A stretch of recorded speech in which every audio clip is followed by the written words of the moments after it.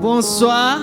Quelle joie nous avons ensemble de se retrouver ici. Amen. Amen. Après d'avoir une grosse semaine, et ça fait du bien de se retrouver avec les frères et sœurs dans la présence de Dieu. Amen. Ça fait du bien.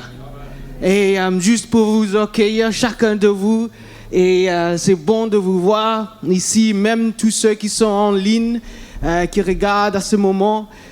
Nous sommes avec vous et la parole de Dieu va nous fortifier encore, va vraiment nous faire du bien, nous ramener là où on doit être.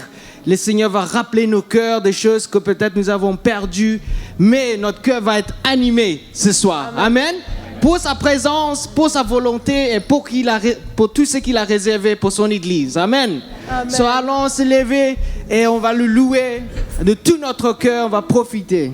Amen. Alléluia. Alléluia. Oui.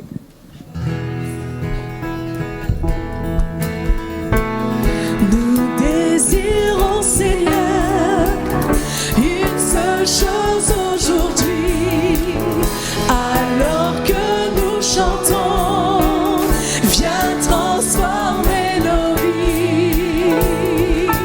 Élève-toi.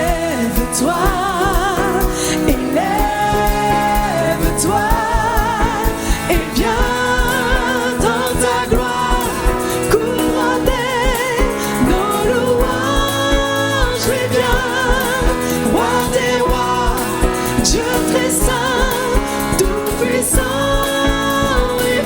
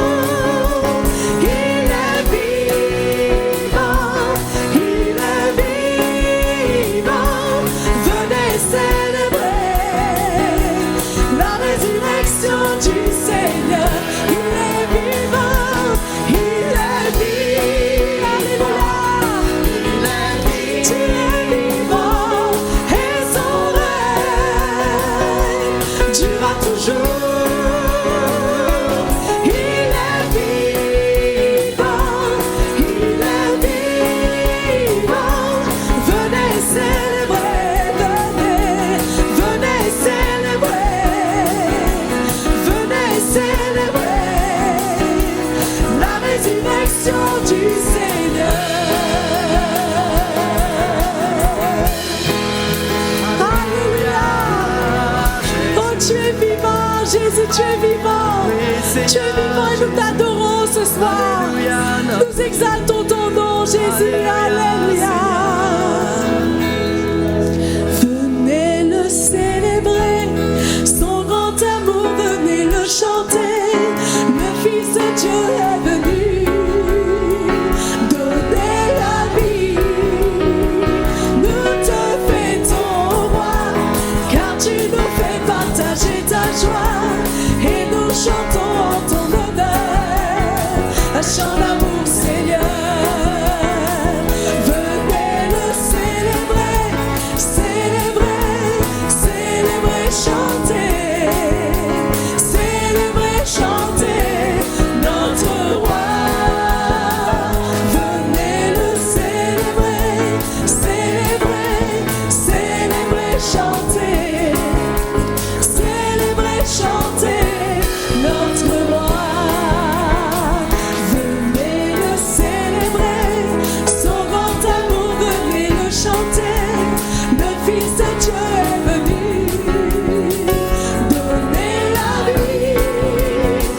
Nous te fêtons, roi, car tu nous fais partager ta joie. Et nous chantons en ton honneur un chant d'amour, Seigneur. Alléluia. Alléluia, Jésus.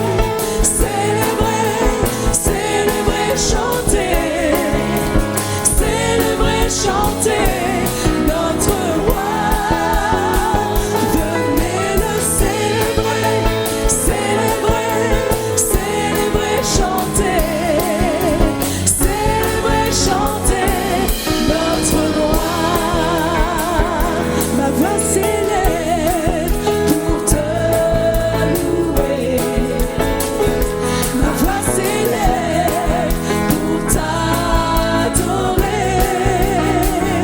Je chanterai ta gloire, ta bonté. Je célébrerai ton nom. Venez le célébrer, célébrer, célébrer, chanter, célébrer, chanter notre roi. Venez le célébrer, célébrer, célébrer, chanter, célébrer, chanter notre roi. Célébrer, chanter notre roi. Célébrer, chanter notre roi. Alléluia. Alléluia, Jésus. Nous t'élevons. Ton nom est digne de nos louanges, Seigneur. C'est toi qui règnes, c'est toi qui vis, c'est toi qui règnes dans mon cœur et à jamais. C'est toi qui règnes, c'est toi qui vis, c'est toi qui règnes dans mon cœur. C'est toi qui règnes, c'est toi qui règnes, c'est toi qui vis, c'est toi qui règnes dans mon cœur et à jamais. C'est toi qui règnes, c'est toi qui vis, c'est toi qui règnes dans mon cœur et à jamais. J'exalte ton nom, Jésus.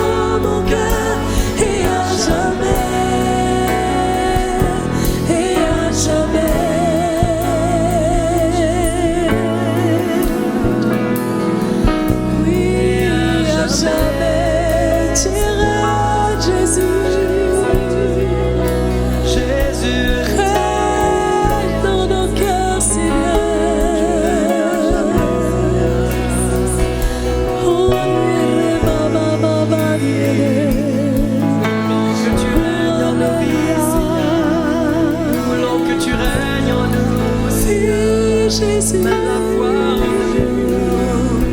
pour que tu règnes dans nos cœurs à jamais, Seigneur. Sois glorifié, Jésus.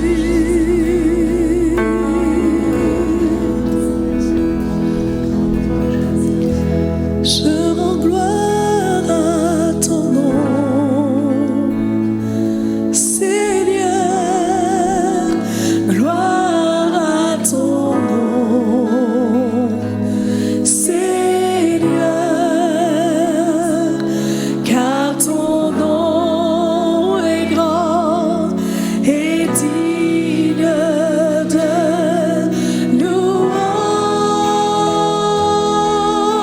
louange. Je rends gloire à ton nom, Seigneur, gloire à ton nom, Seigneur, car ton nom est grand et digne de louange. Je rends gloire à ton nom, alléluia, Seigneur, gloire à ton nom, Seigneur,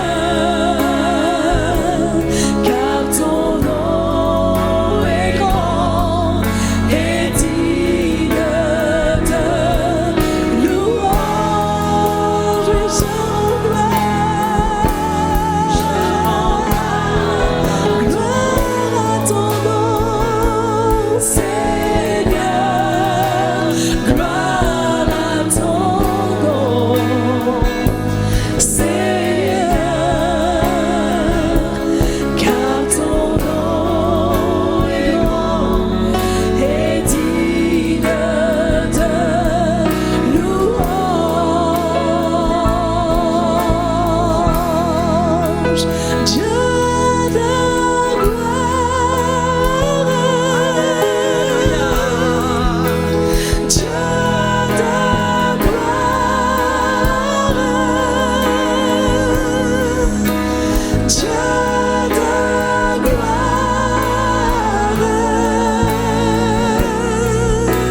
tu es roi, Dieu de gloire, Dieu de gloire,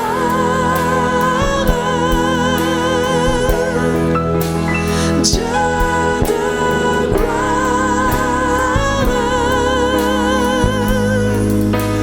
Dieu de gloire,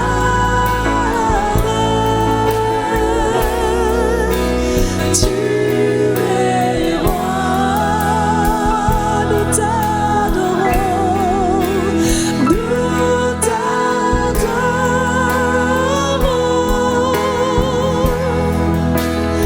nous t'adorons,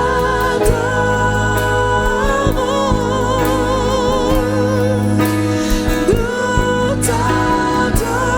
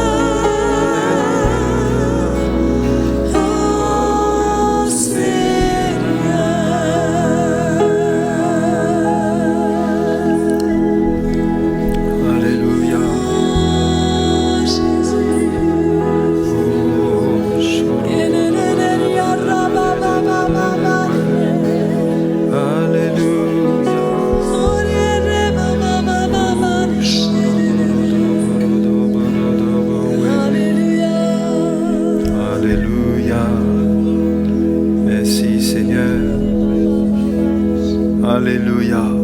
Merci Seigneur. Nous louons ton nom Seigneur. Nous sommes un peuple privilégié sous la nouvelle alliance pour te connaître, pour avoir une relation avec toi.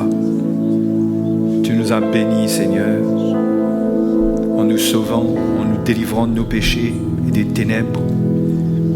Tu nous as appelés à la communion avec toi. Te remercions ce soir pour cette grâce que nous avons de nous tenir devant toi. Oh, merci Seigneur. Merci Seigneur, nous te bénissons. Alléluia. Amen. Bonsoir les frères et sœurs.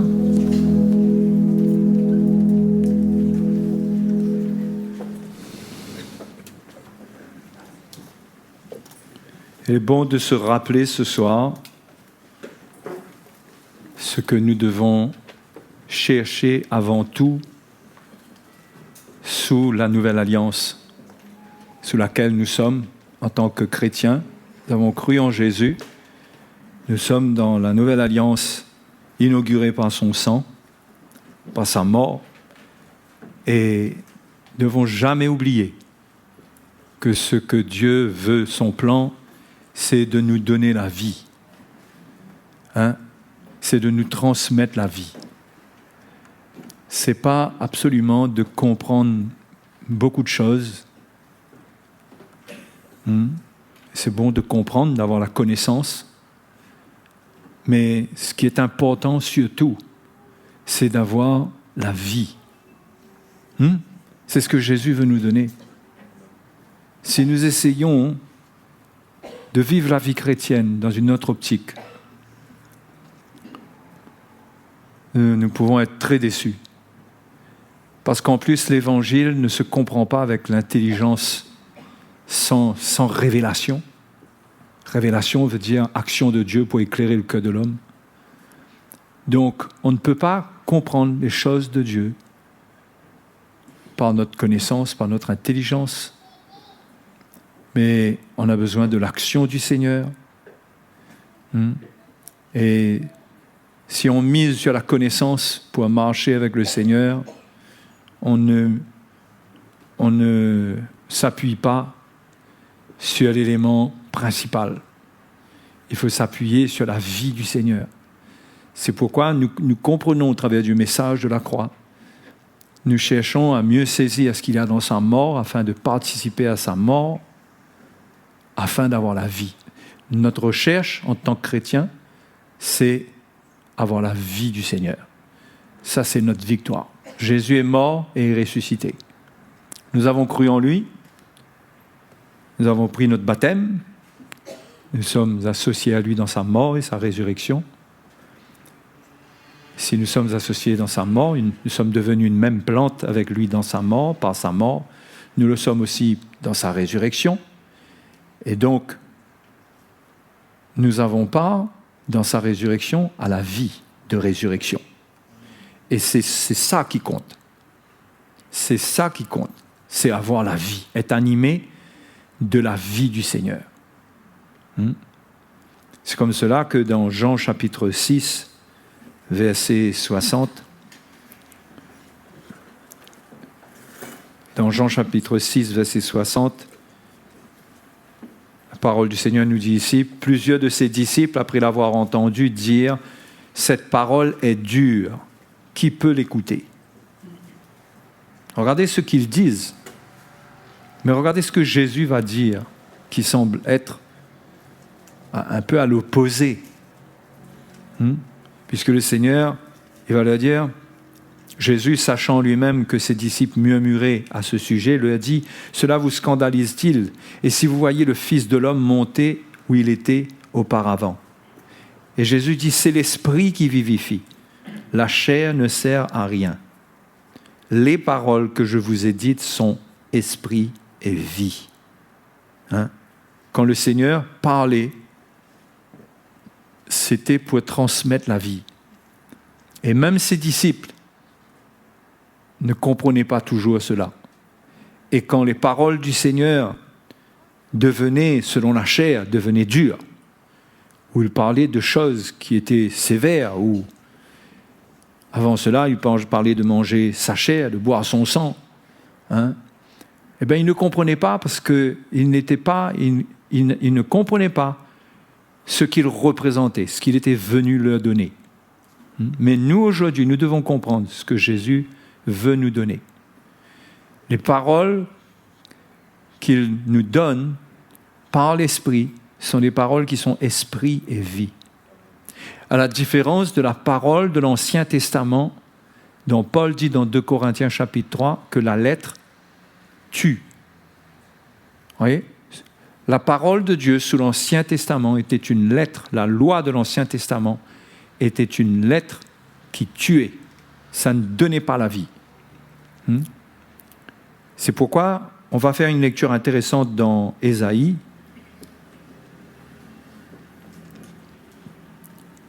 Ésaïe, chapitre 51, et au verset 4. On sait que Jésus a dit qu'il était venu, non pas pour abolir, mais pour accomplir la loi et les prophètes. Il était venu pour accomplir la loi et les prophètes. Et les prophètes ont annoncé des choses. Au fait, si vous regardez dans la parole du Seigneur, dans les évangiles, vous allez voir que souvent, surtout dans l'évangile de Matthieu, il est dit « afin que s'accomplisse l'Écriture ». Et dans tout ce qui arrivait dans la vie de Jésus, il y avait quelque part un verset de l'Écriture de l'Ancien Testament, des prophètes, pour appuyer la véracité, l'authenticité de ce qu'il vivait et pour rendre témoignage qu'il était réellement le Messie. Il était venu pour accomplir les Écritures. Et le peuple de Dieu était tellement, à l'époque où Jésus est venu, sous l'emprise de la loi et des religieux, qu'ils n'ont pas compris cette parole qu'on va lire. Ils auraient dû être enseignés et être attentifs quand Jésus est venu. Parce que la parole de Dieu a annoncé la venue du Seigneur sous différentes formes. Mais ici, le verset 4, vous y êtes. Ésaïe 51, verset 4. « Mon peuple, sois attentif. » C'est tellement sérieux ce que le Seigneur dit par le prophète Ésaïe là. « Mon peuple, sois attentif. Ma nation, prête-moi l'oreille. Car la loi sortira de moi. » Et j'établirai ma loi pour être la lumière des peuples. C'est étonnant que le Seigneur dit, il parle de la loi qui sortira de lui.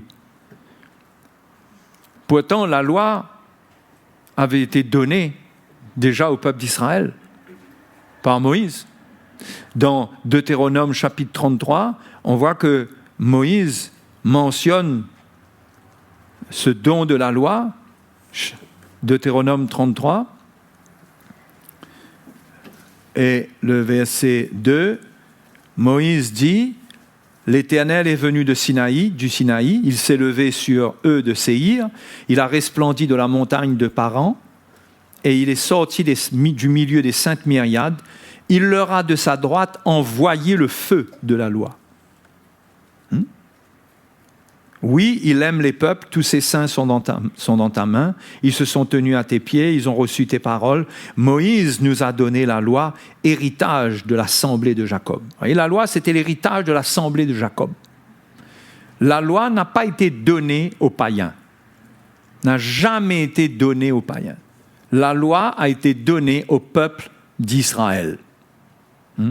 Et de la manière que cette loi a été transmise, c'est qu'il est dit que Dieu leur a de sa droite envoyé le feu de sa loi. C'est différent de ce que Ésaïe dit. Ésaïe, lui, il dit « car la loi sortira de moi ». Il parle au futur, il ne parle pas de ce qui s'est passé. Là, c'est le prophète Ésaïe qui parle là. Des centaines d'années après le début de la loi par Moïse. Il parle au futur, il dit « la loi sortira de moi ». Donc c'est différent de la loi qui a été donnée par Moïse. Il annonce quelque chose et il dit « mon peuple, sois attentif, ma nation, prête-moi l'oreille ». car la loi sortira de moi et j'établirai ma loi pour être la lumière des peuples. On voit clairement qu'il s'agit de l'Évangile. Et il s'agit du Seigneur qui allait venir, et c'est par lui que la loi, c'est de lui que la loi allait sortir. La loi qui donne la vie. Parce que la loi que Moïse a transmise au peuple d'Israël, cette loi ne leur donnait pas la vie. Et c'est aussi dans ce sens que le Seigneur a accompli la loi et les prophètes, particulièrement les prophètes ici, parce que ce qu'il est dit du Seigneur, ce que Dieu a dit, même concernant la loi, les prophètes avaient prophétisé concernant la loi, disant que la loi sortira de Dieu. Dieu parle et dit la loi sortira de moi. Donc, les Juifs avaient été avertis dans l'Ancien Testament que la loi sur laquelle il fallait se reposer, qui allait être la lumière des peuples, ce n'était pas la loi qu'ils avaient reçue de Moïse. Non ? C'était une nouvelle loi. Nouvelle dans le sens qu'elle allait être accompagnée de la puissance du Seigneur, de l'action du Seigneur. C'était une loi qui allait être une lumière, qui allait éclairer les peuples et qui allait donner la vie. D'ailleurs, si vous regardez dans Jean, c'est comme cela, dans Jean chapitre 1, c'est comme cela qu'on parle de Jésus. Jean chapitre 1 et le verset 8. Donc Jean n'était pas la lumière, mais il parut pour rendre témoignage à la lumière. Cette lumière était la véritable lumière qui, en venant dans le monde, éclaire tout homme. Elle était dans le monde, et le monde a été fait par elle, et le monde ne l'a point connue. Elle est venue chez les siens, et les siens ne l'ont pas reçue. C'est-à-dire les Juifs n'ont pas reçu le Seigneur, n'ont pas reconnu que sa présence au milieu d'eux, c'était l'accomplissement de ce que le prophète Ésaïe avait dit, à savoir que la loi allait sortir de Dieu. Comment est-ce que la loi allait sortir de Dieu ? Jésus allait venir, lui le Fils de Dieu, et ce qu'il allait parler, c'était la loi de Dieu à laquelle il fallait s'attacher. C'était cette loi-là qui allait donner le salut, qui allait éclairer et qui allait donner la vie. Qui allait donner la vie. Elles ne l'ont pas reçu, mais à tous ceux qui ont cru, non, avant cela, pardon. Au verset 4, concernant la parole de Dieu, Christ, il est dit, en elle, dans cette parole, était la vie, et la vie était la lumière des hommes. La vie était la lumière des hommes. Ce n'était pas la parole elle-même, mais c'était la vie. La vie que le Seigneur a transportée, c'était ça qui allait amener la lumière. Ou plutôt, la lumière, ou encore, cette lumière que Jésus était parce qu'il dit « Je suis la lumière du monde », elle portait la vie, elle transmettait la vie. Et cette vie était la lumière des hommes. Ce n'était pas des paroles qui expliquaient seulement des choses, mais ça produisait la vie. Vous comprenez ? Et c'est ça que nous devons comprendre ça. Dieu n'a pas besoin de nous expliquer beaucoup de choses. Dieu n'a pas besoin de nous expliquer beaucoup de choses. Le plus important, c'est que cette lumière devienne une vie en nous. Quand nous écoutons la parole de Dieu, qu'elle devienne une vie en nous, qu'elle transmette la vie en nous. C'est pourquoi Jésus a dit à ses disciples, lorsque la parole de Dieu était sérieuse, il restait avec la sévérité, il restait avec la dureté du ton, et il ratait ce qu'il y avait dans le cœur du Seigneur, c'est-à-dire la vie. Il parlait par l'Esprit, il annonçait des paroles qui étaient puissantes, capables de transmettre la vie. C'est pourquoi l'homme, la chair, ne sert de rien. C'est ce qu'on a lu tout à l'heure. C'est-à-dire, l'homme ne peut rien donner, il ne peut rien faire. Il fallait que Dieu vienne et que Dieu transmette lui-même. Quand Dieu transmet lui-même, ça produit la vie.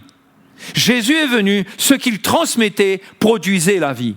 Et quand il est parti, il est mort, il est ressuscité, il a envoyé le Saint-Esprit. Et aujourd'hui, si l'homme parle de lui-même, il ne peut pas produire la vie. C'est toujours Dieu qui, la loi doit sortir de Dieu. Et aujourd'hui, la loi de Dieu sort du Saint-Esprit qui est la personne de Dieu, qui est présente au milieu de nous. Hein? C'est pourquoi la parole du Seigneur parle d'un ministère de l'Esprit qui donne la vie. Et ça passe toujours par une mort qui donne la vie. Paul dit, la mort agit en nous, la vie en vous. La vie. Les frères et les sœurs, c'est ce qu'il faut rechercher.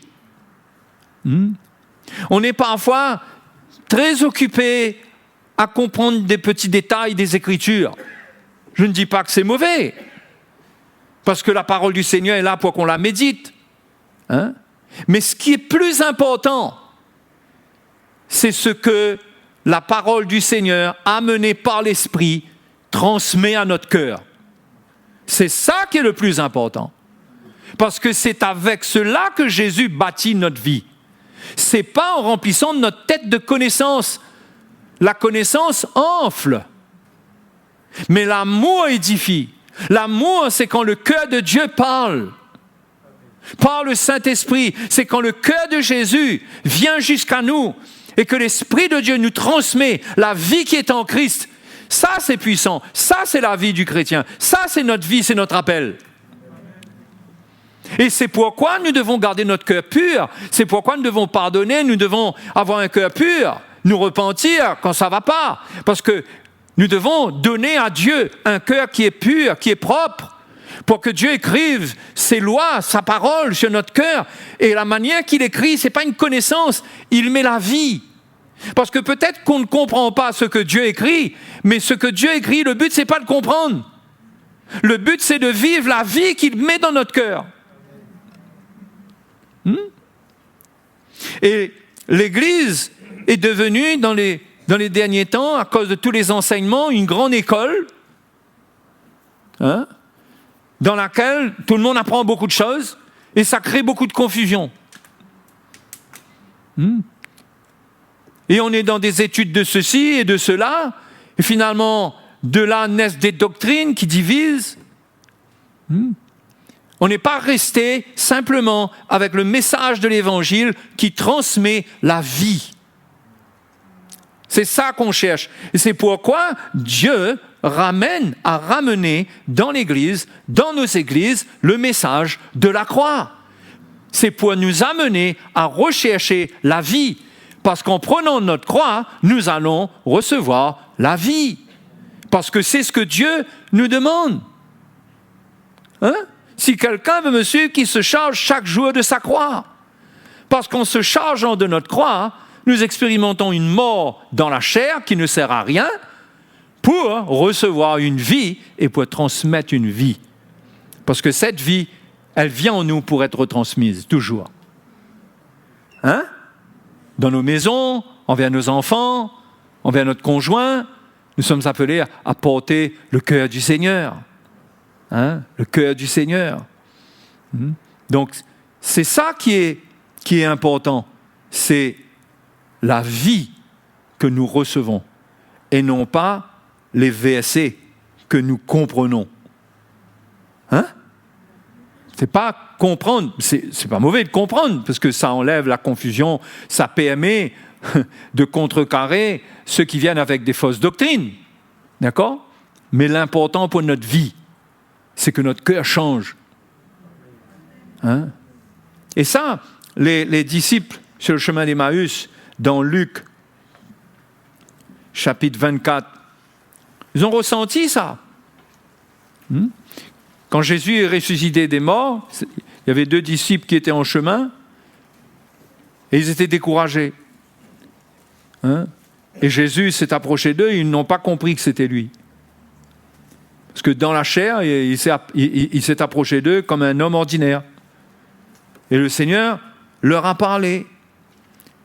Et la Bible dit au verset 25, Jésus leur dit, « Ô homme sans intelligence et dont le cœur est lent à croire tout ce qu'ont dit les prophètes. Ne fallait-il pas que le Christ souffre ces choses et qu'il entre dans sa gloire ?» Et commençant par Moïse et par tous les prophètes, il leur expliqua dans toutes les Écritures ce qui le concernait. Ensuite, plus devant, il va manger avec eux, il va rester avec eux, et quand il va rompre le pain, le verset 31 nous dit, « Alors leurs yeux s'ouvrirent et ils le reconnurent. Mais il disparut de devant eux. » Et il se dit à l'un à l'autre, « Notre cœur ne brûlait-il pas au-dedans de nous lorsqu'il nous parlait en chemin et nous expliquait les Écritures ?» Vous voyez comment quand le Seigneur parle, c'est ça qui est important. C'est que ça agit en nous comme un feu. Ça dévore nos entrailles, notre cœur. Et c'est ce qu'ils étaient en train d'expérimenter. Mais parce que Jésus était devant eux dans la chair, ils n'étaient plus connectés avec ce qui se passait dans leur cœur. Et si Jésus n'avait pas rompu le pain, ils n'auraient peut-être même pas reconnu le Seigneur. Ils ont reconnu le Seigneur par la manière dont ils ont rompu le pain. Sinon, ils ne l'auraient pas reconnu. Combien de blocages nous avons, nous, qui ne nous permet pas de reconnaître quand Dieu nous parle. Pourtant, parfois, l'Esprit de Dieu œuvre en nous. Il y a un feu quelque part. Il y a quelque chose qui est en train de se faire en nous. Ça, c'est la parole du Seigneur qui doit prendre notre cœur pour transmettre la vie, pour produire la vie. La parole de Jésus, elle détruit la puissance du péché en nous. Elle nous sanctifie. Le Seigneur a dit que c'est par sa parole qu'il va nous sanctifier, par la vérité de sa parole. Et ce n'est pas de la connaissance, ce n'est pas juste d'être confronté à la vérité, mais c'est transmission de vie par l'Esprit. Nous devons désirer cela. Non ? Et c'est ça le fondement de notre marche chrétienne, de la vie chrétienne. Ce n'est pas marcher avec de la compréhension des Écritures, mais c'est avoir cette vie. Et notre marche est basée sur une vie, pas sur une connaissance. Je me répète peut-être, mais c'est important de comprendre ça. Ça ne veut pas dire pour autant qu'il ne faut pas lire sa Bible. Bien sûr qu'il faut lire la parole de Dieu. Au contraire, le Saint-Esprit pourra continuer à nous parler si nous lisons la parole de Dieu. Si vous passez du temps à lire les paroles du Seigneur, et que vous avez soif d'entendre la voix du Seigneur. Parfois, on veut entendre le Saint-Esprit nous parler dans le vide comme ça. Mais vous savez, d'aller dans la parole de Dieu, de lire la parole de Dieu et d'entendre par le Saint-Esprit, quand on lit les paroles de Jésus et qu'on les lit, là, le Saint-Esprit est là pour nous faire entendre la voix du Seigneur. Et ça produit la vie. Ça œuvre en nous, ça nous éclaire. Mais ça produit une vie, on a une communion avec lui, comme si qu'il était là, il nous parlait lui-même. Il faut avoir cette soif d'aller dans les Écritures pour trouver les paroles du Seigneur, parce que ces paroles sont esprit et vie. Et ceux qui s'attachent à la parole du Seigneur Jésus, ils vont ressentir le feu de l'Esprit dedans. Et ça sera comme si qu'on entendra le Seigneur nous parler. On a tort de mettre notre Bible de côté. On a tort de ne pas la lire. Surtout les évangiles, les lettres de Paul, de Pierre, de Jacques, de Jude, tout le Nouveau Testament, ce sont des lettres qui ont été inspirées par le Seigneur lui-même. Et quand on va les lire, ça sera la voix du Seigneur pour nous. Mais nous, souvent, nous voulons plus entendre le Seigneur pour notre vie. C'est-à-dire notre vie de tous les jours. On veut une direction du Seigneur. Qu'est-ce qu'on doit faire ? Qu'est-ce que je dois faire ? Mais le Seigneur veut nous faire entendre sa parole pour bâtir notre cœur, pour nous transmettre la vie à l'intérieur. Donc je ne sais pas, moi, où vous en êtes avec la lecture de la parole de Dieu, mais je veux vous encourager. Si votre Bible est poussiéreuse, il est temps de la sortir de la poussière et de vous attendre en lisant la parole du Seigneur, que le Seigneur vous parle. que sa parole soit vivante, que ce ne sera pas juste un moment de lecture. Hein? Mais quand vous assistez à toutes les scènes qu'il y a, par exemple, dans l'évangile de Jean, c'est extraordinaire l'évangile de Jean. Parce que l'évangile de Jean nous montre comment la loi est sortie du Seigneur. Hein?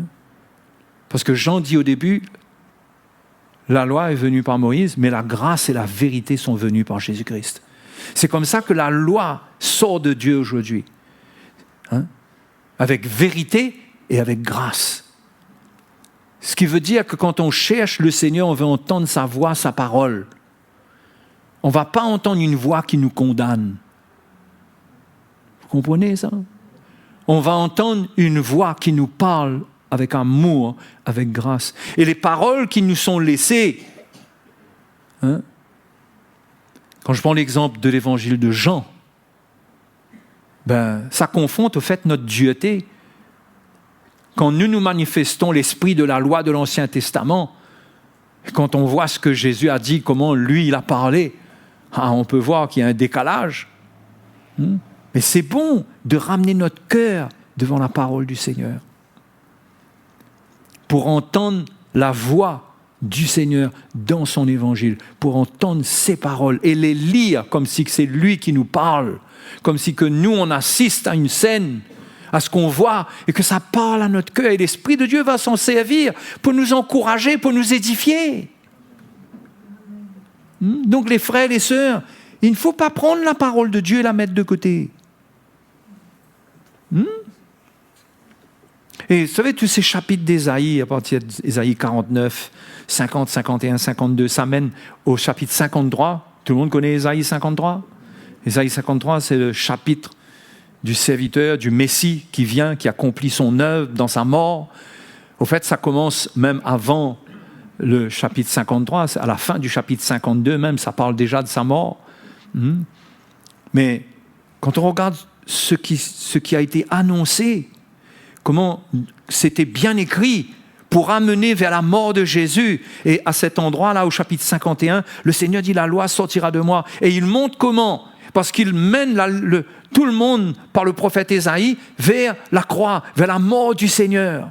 C'est comme ça que la loi allait sortir. C'était par la mort de Jésus sur la croix. Ça allait être notre nouvelle loi.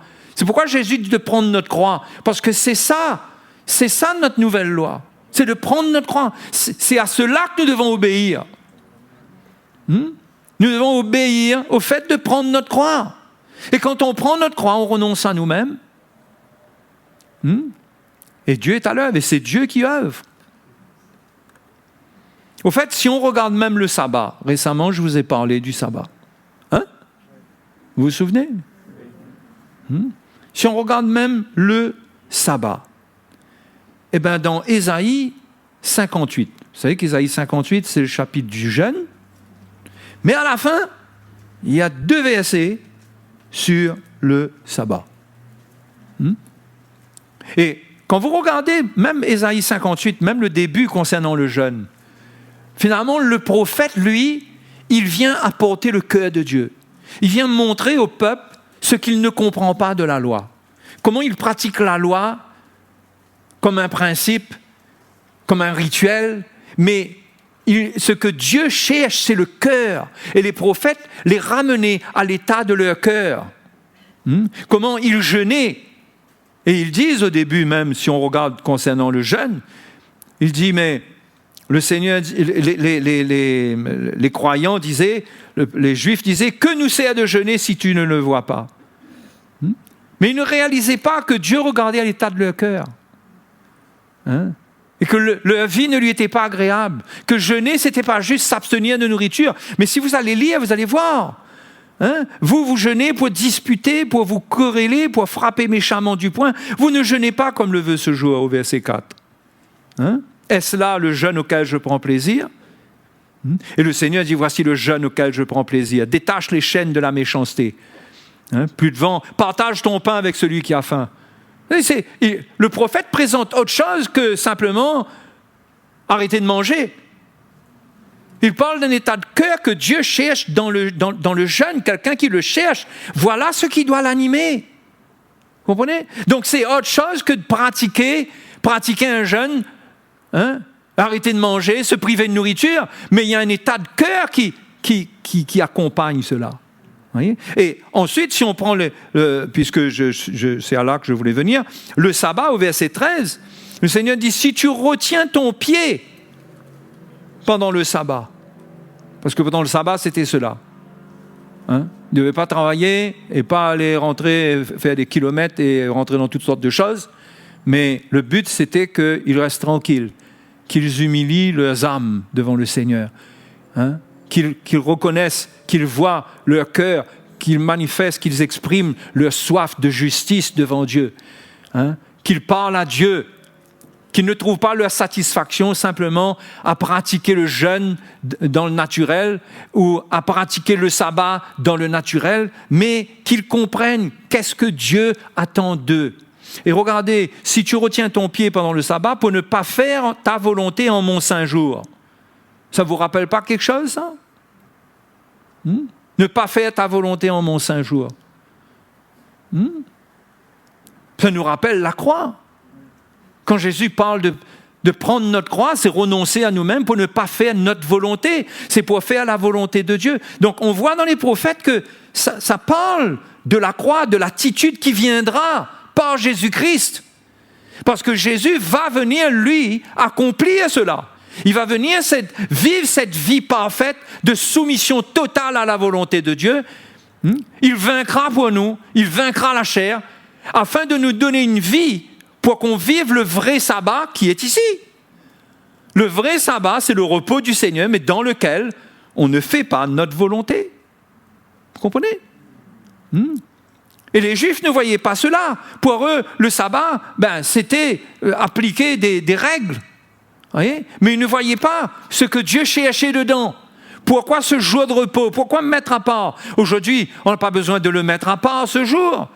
Il y en a qui croient que le dimanche a remplacé le samedi sabbatique. Il y en a qui croient que le dimanche, c'est un peu le sabbat des chrétiens. Non! Le sabbat reste le sabbat. Le dimanche, ce n'est pas le sabbat des chrétiens. Nous, notre sabbat est en Christ. Notre repos est en Christ. Jésus a dit, je suis le maître du sabbat. Ceux qui étaient avec lui, ceux qui étaient avec le Seigneur, ils étaient libres dans le sabbat. Les disciples étaient libres de cueillir des épis, de manger. Jésus faisait des miracles le jour du sabbat. Et il y avait toutes sortes de régulations qui étaient là pour dire, hop, hop, vous n'avez pas le droit de faire ça, vous n'avez pas le droit de faire ça, vous n'avez pas le droit de faire ça. Finalement, ils rataient la raison pour laquelle Dieu avait donné le sabbat. Et Jésus dit qu'il est permis de faire du bien le jour du sabbat. Parce que le jour du sabbat, on cherche non pas à faire notre volonté, mais à faire la volonté du Seigneur. C'est ça le but. Vous voyez? Et ce n'était pas la recherche du peuple de Dieu. Et nous, dans notre sabbat aujourd'hui, alors que nous avons trouvé le repos concernant nos péchés, nous ne sommes plus dans une relation de condamnation avec Dieu, nous sommes dans le repos de cœur. Qu'est-ce qui doit se passer avec nous maintenant? Comment devons-nous vivre notre sabbat? Eh bien voilà, ce qui est accompli, ce qui est écrit dans le prophète. Eh bien, si tu retiens ton pied pendant le sabbat, quel pied? Ça parle de notre marche chrétienne? Ça ne parle pas de notre marche naturelle? Hein? Si tu retiens ton pied pendant le sabbat, pour ne pas faire ta volonté en mon saint jour. Et si le sabbat à l'époque était le saint jour de Dieu, mais qu'en est-il du jour dans lequel nous sommes, où nous sommes entrés dans le repos avec le Seigneur, dans le repos de la foi? Est-ce que ce n'est pas vraiment saint, en quelque sorte encore plus saint? Ça n'a pas plus de valeur encore? Donc là, on voit par exemple ici comment le Seigneur nous enseigne à vivre notre sabbat, à le pratiquer. L'enseignement qu'il y a dedans nous vient des prophètes. Et Jésus lui-même, il est venu accomplir cela par sa vie, la manière qu'il pratiquait le sabbat. Il donnait la vie, il guérissait les malades. C'est ça le vrai sabbat, c'est d'être dans un repos pour ne pas faire notre volonté, pour faire la volonté de Dieu, pour faire du bien aux autres, pour sauver les autres, pour délivrer les autres, pour assister les autres. C'est ça le vrai sabbat chrétien. Et ça ne se compte pas en jours, ça. C'est tous les jours. Parce que tous les jours, nous sommes en communion avec Jésus. Et nous sommes appelés à vivre comme cela. Et en faisant cela, en Christ, nous donnons la vie. Nous portons la vie en aidant, en assistant, en secourant, en encourageant. Nous portons la vie que le Seigneur a mis en nous. Nous transmettons cela et nous-mêmes, nous désirons avoir cela. C'est ça le vrai sabbat chrétien. Si on peut parler d'un sabbat chrétien, parce que le sabbat est juif. Mais il y a un sabbat dans lequel l'Épître aux Hébreux dit que pour nous qui avons cru, nous entrons dans le repos du Seigneur. Nous sommes dans ce repos. Et les prophètes sont là, quand on regarde ce que Ésaïe dit, pour nous montrer comment vivre pendant le sabbat. C'était des écrits prophétiques qui annonçaient ce que Jésus allait accomplir, comment la loi allait sortir de Jésus. Si la loi du sabbat est sortie de Jésus, comment est-ce qu'elle est sortie? Pas comme sous l'Ancien Testament. Ça nous montre un autre modèle de vie. Sinon, c'est de la religion. C'est un autre modèle de vie. C'est donner notre vie pour la cause du Seigneur, c'est faire la volonté du Seigneur.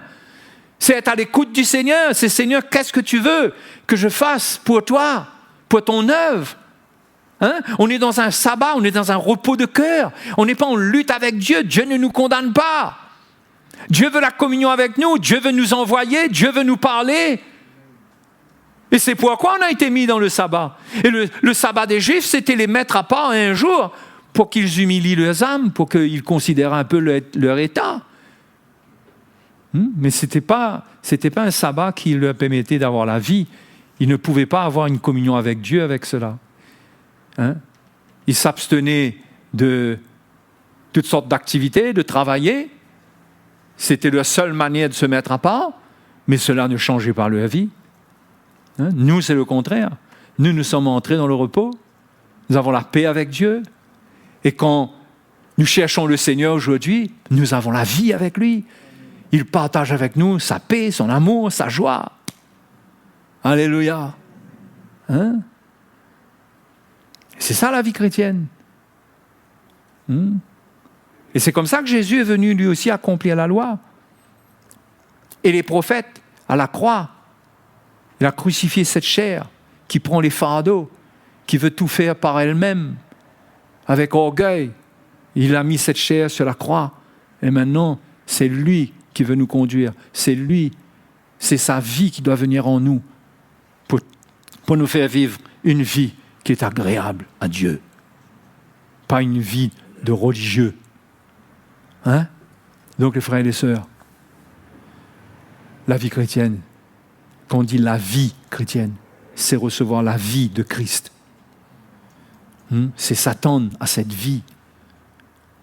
Quand l'évangile est prêché, quand l'évangile est annoncé, Paul parle d'un ministère du Saint-Esprit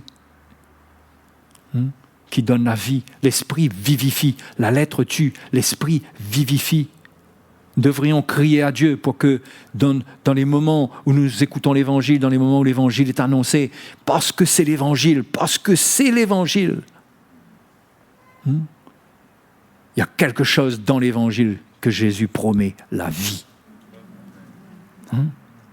Et si nous demandons et nous prions et nous venons dans une attente de recevoir la vie, cette vie va se manifester parfois pour nous guérir, même dans notre corps.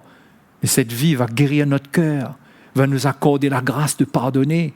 La vie qui est dans le Seigneur, c'est une vie capable de pardonner. Sans cette vie, c'est difficile de pardonner certaines circonstances. Mais avec la vie du Seigneur, quand il était à la croix, quand il était à la croix, il était à la croix avec sa vie. Vous êtes d'accord avec moi? Avant de mourir. C'est étant vivant, il a pardonné. Il y a une puissance en lui, dans la vie qu'il a, lui, le Seigneur, pour pardonner. Où est-ce qu'on va trouver cette force de pardonner? C'est dans le Seigneur Jésus. Quand il a parlé sur la croix, la loi est sortie, la parole de Dieu est sortie, elle est puissante, cette parole. Alléluia. Et nous recevons, nous, aujourd'hui, cette parole par l'Évangile. Par l'Évangile. L'Évangile, c'est le message du Seigneur pour nous transmettre la vie. Faites attention qu'il y a un moment où l'Évangile arrête de vous transmettre la vie. Il faut la vie du Seigneur. Et faisons attention d'être comme les disciples qui, lorsqu'ils étaient réprimandés, certains disciples, lorsqu'ils entendaient certains messages, trouvaient que c'était dur à entendre. Et ils quittaient la connexion de cœur avec Jésus. Alors que même quand le Seigneur réprimande quoi que ce soit que le Seigneur fait, quand le Seigneur dit des choses qui peuvent paraître sévères, qui peuvent paraître même incroyables, quoi, presque irrecevables pour la chair, mais quand le Seigneur parle, il y a toujours la vie dedans. Alléluia.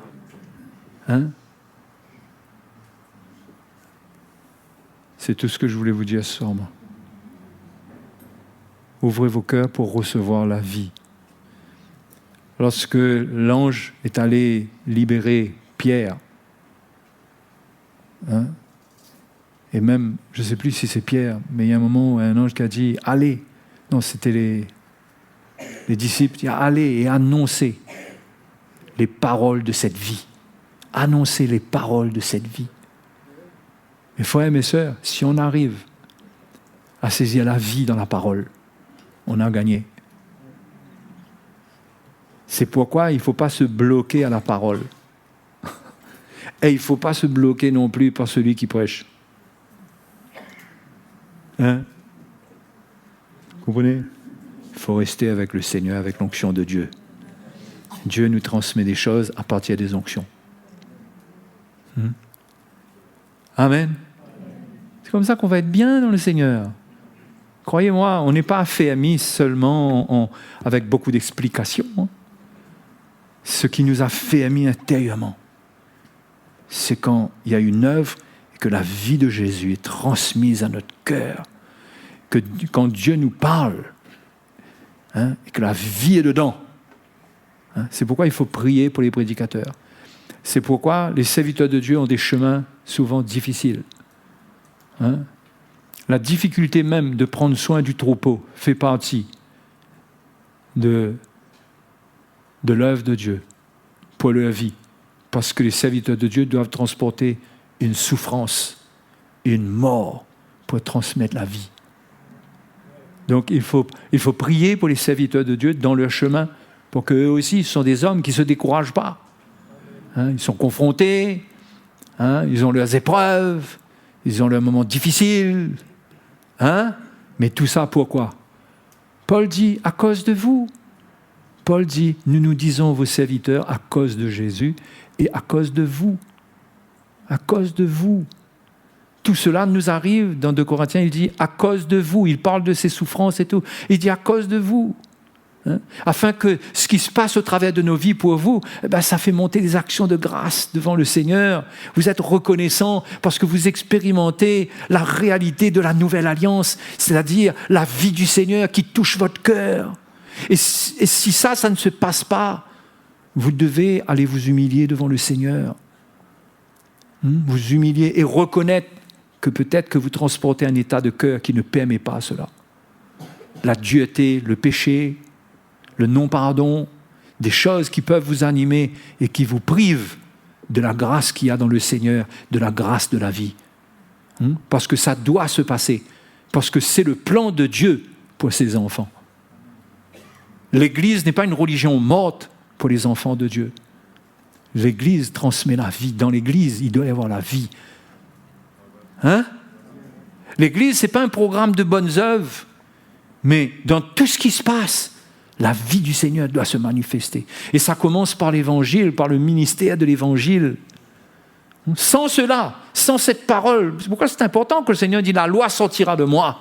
Il dit « Écoutez bien, peuple de Dieu, mon peuple, écoute bien, prête bien l'oreille, la loi sortira de moi. » Ils n'ont pas écouté. Quand Jésus est venu, ils n'ont pas reconnu cela. Ils étaient avec les petits détails de leur religion. Ils trouvaient que le Seigneur ne respectait pas le sabbat, etc., etc. Et ils ont raté, alors que c'était écrit. Ils avaient de quoi reconnaître que celui-là, il était spécial. Il y a des moments où ils reconnaissaient que Jésus avait une autorité spéciale. La Bible dit qu'il disait que il ne parle pas comme les scribes et les pharisiens, mais comme ayant autorité. Ils reconnaissaient cela. Et puis, après, ils étaient animés de la religion avec les religieux et tout. Ils étaient dans leur truc. Mais mes frères et mes sœurs, ne nous laissons pas embarquer, ne nous laissons pas dévier de ce que Dieu veut nous donner. Il veut nous transmettre la vie. Et quand on a la vie du Seigneur, écoutez bien, quand on a la vie du Seigneur en nous, on peut tout vaincre. Tout vaincre. Même la mort en tant que martyr. Vous comprenez ça? Hein? Même la mort en tant que martyr, on peut l'affronter parce que Jésus nous anime, Jésus vit en nous.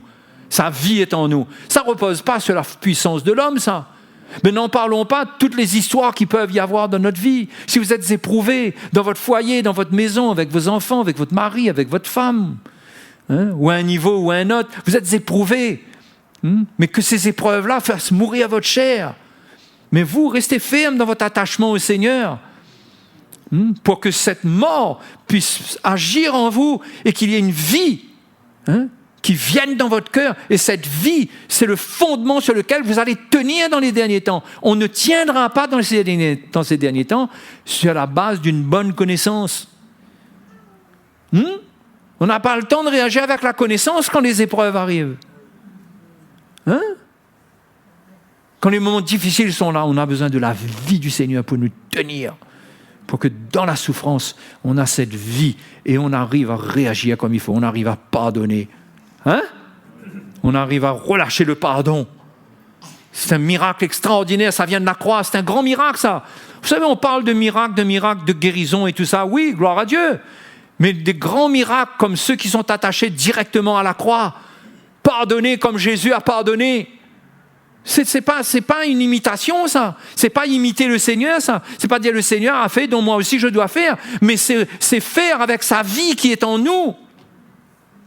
C'est pourquoi quand on est faible dans les situations difficiles, il faut aller crier au Seigneur. Et le Seigneur veut, lui, nous équiper, nous donner sa force pour qu'on arrive à vaincre l'amertume. Mais si au lieu de cela, on rentre dans toutes sortes de plans, toutes sortes de choses, ça va nous détruire. Moi, je veux vous encourager, les frères et les sœurs. Et croyez-moi, on est éprouvés. Dans l'église, là, avec les nouvelles qu'on entend, à droite, à gauche, parfois en une seule journée, incroyable comment les frères et sœurs sont éprouvés. On est au courant, ils nous appellent, on sait. Il y a un mouvement de test. Vous serez testé dans votre foi. Mais cherchez la vie du Seigneur. Parce que c'est elle votre secours. C'est quand elle est en vous, cette puissance d'une vie impérissable, nous dit l'Épître aux Hébreux. Ça vous fera tenir. Ça vous fera surmonter dans votre course. Ça vous fera surmonter l'obstacle. Et ça sera un grand miracle. Déjà, si vous regardez vos faiblesses, comment on a besoin d'être encouragé même par rapport à nos faiblesses. On a besoin de nous approcher de Jésus pour lui demander son œuvre en nous, pour ne pas nous condamner, pour ne pas nous arrêter, pour continuer. C'est un miracle, ça. Vous savez ? C'est un miracle quand le Seigneur nous transmet dans la communion avec lui la vie. Cette vie nous rassure. Ce qui sort de lui, la loi qui sort de lui, ça ne nous condamne pas. Ça relâche le pardon. Ça nous fortifie pour nous relever. Mes frères et mes sœurs, où est-ce qu'on ira si on est loin du Seigneur ? Cherchons-le. Marchons avec lui. Amen. Allons prier le Seigneur. Alléluia. Alléluia. Merci Seigneur, nous te bénissons, nous te remercions Seigneur. Alléluia. Alléluia. Parlez au Seigneur. Vous savez, cherchez la communion avec Dieu pour vivre la liberté de parler à Dieu. Où on sent que ça devient de plus en plus une liberté. Où on a des paroles vraies qui viennent du fond du cœur. Nous aussi, la loi doit sortir de nous. C'est-à-dire la loi de l'esprit de vie. C'est pas des efforts de la chair. Cherchez cela, humiliez-vous. Cherchez à être remplis du Saint-Esprit. Pour être des gens qui prient, qui ont des prières édifiantes. Des prières qui édifient nos frères et nos sœurs. Un jour, quelqu'un a un problème, vous priez pour lui et il ressent la vie du Seigneur dans votre prière. Il ressent un cœur. Vous savez, on ne peut pas juste être là, être des chrétiens là, entre nous là, et que... On vient écouter, on est d'accord, on est dans l'église. Il faut chercher de devenir vivant, animé de l'esprit. Hein? Cette recherche-là, c'est ce qui rend le chrétien heureux. Quand Dieu répond à ça, c'est ça que Dieu veut trouver. Des gens qui s'humilient pour le chercher et qui reconnaissent qu'ils ne peuvent rien par leur propre force. Et que lui, il est la force. Lui, il est grand, il est puissant. Et il le cherche parce que lui seul peut. Ce n'est pas un problème de ne pas pouvoir. C'est un problème de ne pas pouvoir et de ne pas chercher qui peut au travers de vous. Ça, c'est un problème. Mais de reconnaître qu'on ne peut pas, mais c'est la bonne base, c'est s'humilier. Mais dire, Seigneur, je ne peux pas, mais je veux te chercher. Hein? Et là, on prie, on lit la parole de Dieu, on s'attend à lui. Hein? On met, chacun selon sa capacité, du temps de jeûne ou quoi, mais on cherche le Seigneur. On veut trouver le Seigneur, on veut être réveillé, on veut que notre esprit brûle au-dedans de nous. Comment ça se fait que mon esprit ne brûle plus? Il faut que mon esprit brûle à nouveau. Il faut que mon cœur brûle. Je ne veux pas juste entendre une parole qui tape dans mes oreilles. Je veux des choses qui brûlent dans mon esprit. Alléluia. Hein? Gloire à Dieu. Merci Seigneur, nous te bénissons ce soir. Tu es notre Dieu, tu es venu pour nous donner la vie. Non seulement la vie éternelle, mais la vie elle-même. Pour tous les jours de notre vie sur cette terre. Oh, tu veux nous faire grâce et nous donner cette mesure de vie qui nous garantit le succès contre le mal, contre le péché, qui nous permet de résister au diable. Seigneur, il n'y a point de puissance, il n'y a point de force en nous-mêmes.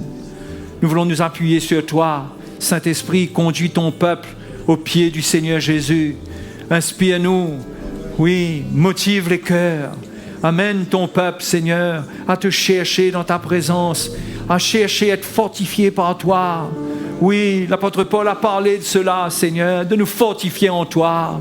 Oh, en revêtant toutes les armes, en nous revêtant de cette vie puissante, de cette vérité, de cette justice.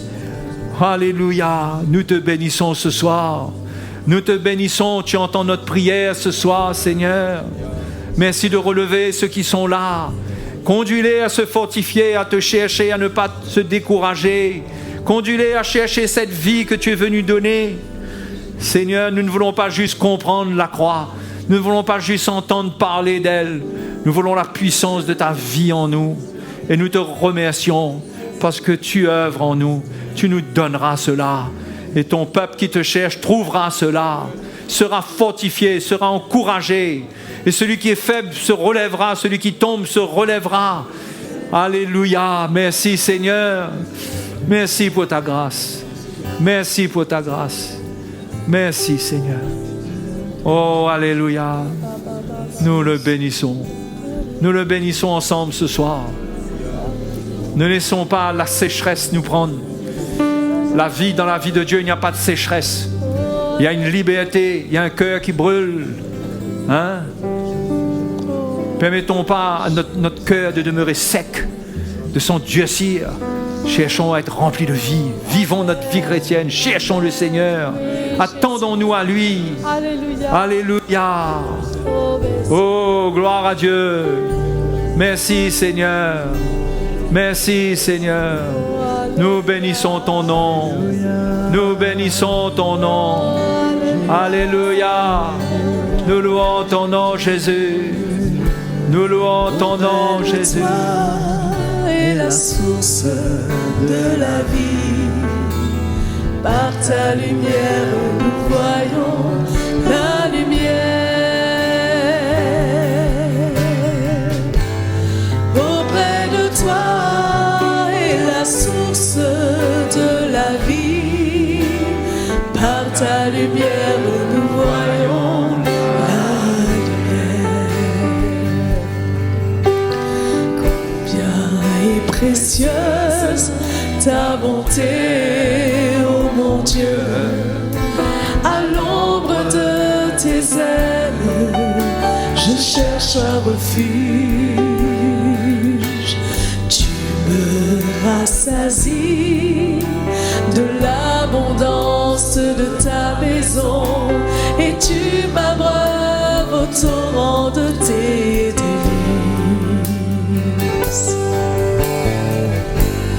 Auprès de toi est la source de la vie. Par ta lumière, nous voyons la lumière. Auprès de toi est la source de la vie. Par ta lumière, nous voyons la lumière. Ta bonté sur ceux qui te connaissent et ta justice sur ceux dont le cœur est droit. Que le pied de l'orgueil ne m'atteigne pas et que la main des méchants ne me fasse pas fuir. Auprès de toi est la source de la vie. Par ta lumière, nous voyons la lumière. Auprès de toi est la source de la vie. Par ta lumière, nous voyons la lumière. Auprès de toi est la source de la vie. Par ta lumière, nous voyons la lumière. Auprès de toi est la source de la vie. Par ta lumière, nous voyons la lumière. Par ta lumière, nous voyons la lumière. Par ta lumière, nous voyons la lumière. Alléluia. Merci Seigneur. Merci Seigneur. Que notre cœur s'attache au message de la croix, Seigneur. Oui, que nous puissions être fondés en Jésus-Christ, enracinés en lui, dans le message de sa mort et de sa résurrection, afin de porter des fruits qui t'honorent, qui te glorifient. Oui, notre Dieu et Père, que son nom puisse être glorifié par nos vies, par les fruits que nous allons porter par Jésus-Christ. Par nous-mêmes, nous ne pouvons rien. Oh, nous te remercions, Seigneur, pour ta fidélité, pour ta patience, pour ton amour, pour ton secours dans nos faiblesses.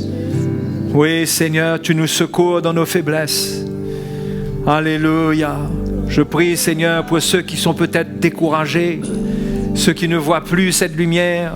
Je prie que les yeux de leur cœur s'illuminent, qu'ils retrouvent cette communion avec toi, qu'ils retrouvent la raison pour laquelle ils ont été appelés à toi, Jésus. Oui, que les cœurs reviennent vers toi, que les cœurs s'éloignent de toute autre chose. Seigneur, les soucis de la vie, les circonstances de la vie.